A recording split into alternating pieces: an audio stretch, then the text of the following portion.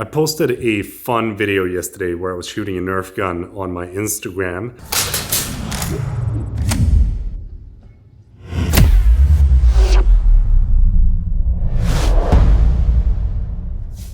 Down there. Skram at the bot. I didn't shoot it behind the scenes for it because it was basically just me fooling around here in the office, but I thought I'd do a new one with a shotgun, and this time I thought, why not record behind the scenes? So if you do enjoy behind the scenes stuff for these crazy Nerf trick shots, then you've come to the right place.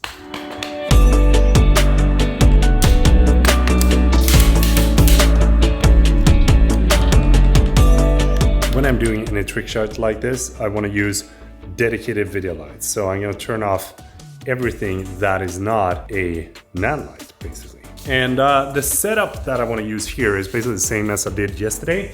So I'm going to take this light and I'm going to adjust it so that we have a nice 45-degree angle on light.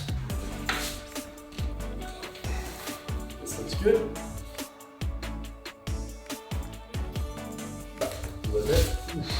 Now we have a pretty good setup with the light coming in from above.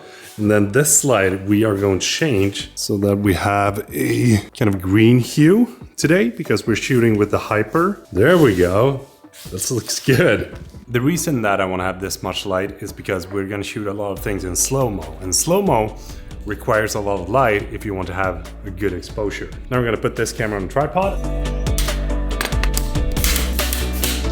I usually shoot everything in 4K 100, but now that we only have dedicated video lights, I can shoot in 4K 120 FPS in NTSC. So the first thing that I'm going to do is that I'm going to jump into the toolbox and then choose area date and NTSC. And then I'm going to shoot in S&Q mode in 120 FPS. And shutter is at 500. You always want to double the shutter. And then we're just going to make sure that I look good exposed in this camera. And I think it looks pretty good.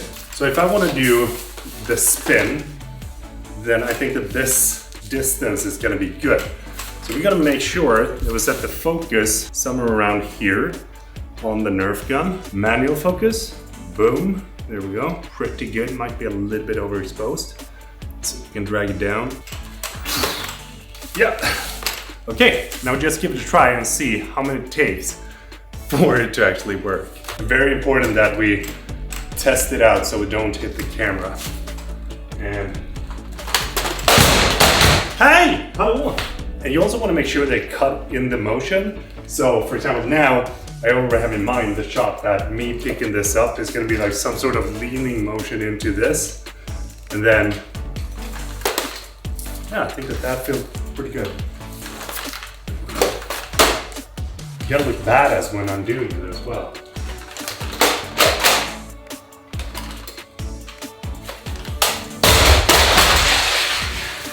Didn't break. Didn't break. Still works. I think we might have one. So basically what I want to do now is that since we're moving from this direction, I want to move into the shot and I want to place the camera like over here so that we get that kind of movement. Here's straight ahead. There we go. I think that feels good. The only thing that we got to do now is that we got to adjust this light so that it gives us a little bit more peak brightness on me, which is our subject. Somewhere around here. We're gonna jump back to 24 FPS for this one, mainly because we don't need for it to be a slow-mo. We want this to be a quick one.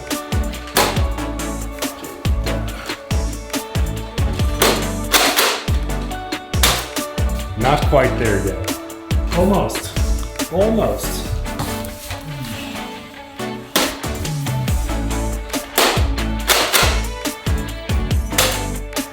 I think we got it. It feels good. And then we can get like one extra shot of me taking the gun from like, and that one I want to have in slow-mo.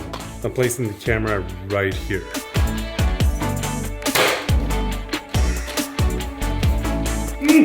So good. Now we're just gonna jump to the super slow, which is gonna be the 240 FPS.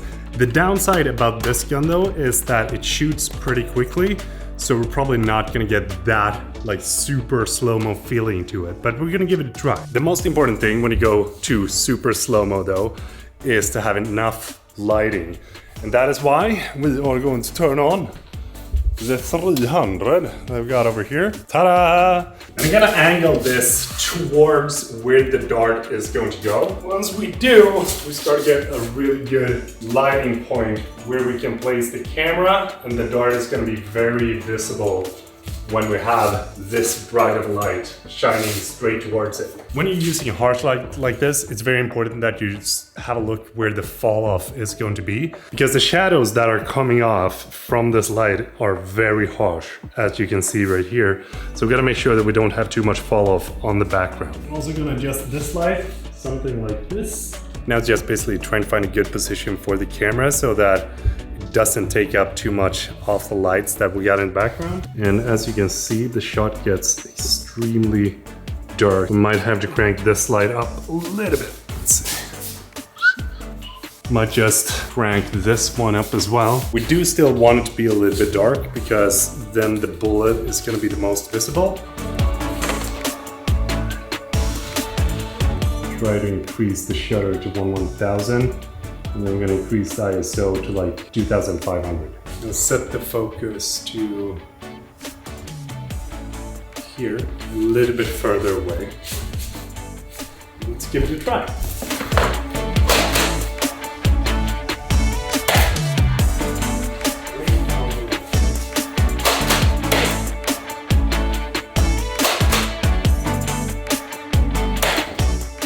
I think it works, I'm not entirely sure.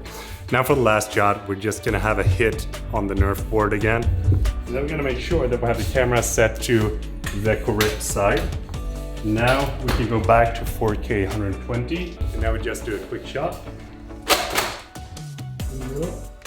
Ah, almost. Come on. There we go. And another one.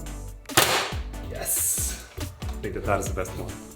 This shot is basically gonna be me picking that up, throwing it away, and that's gonna be it. And I'm gonna try to drag it as closely as I can to the camera, because then we can jump into the next cut pretty smoothly. And I'm thinking that the initial shot is gonna be like me standing here and then like throwing back like that, and then we cut. This light back into frame.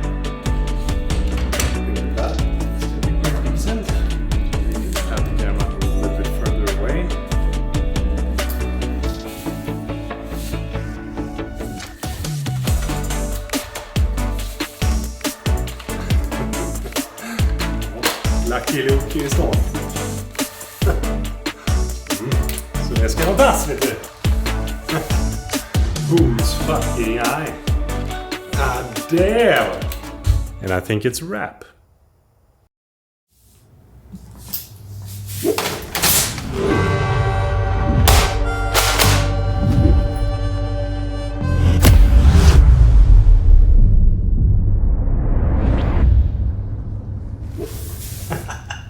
Växa upp i helvete.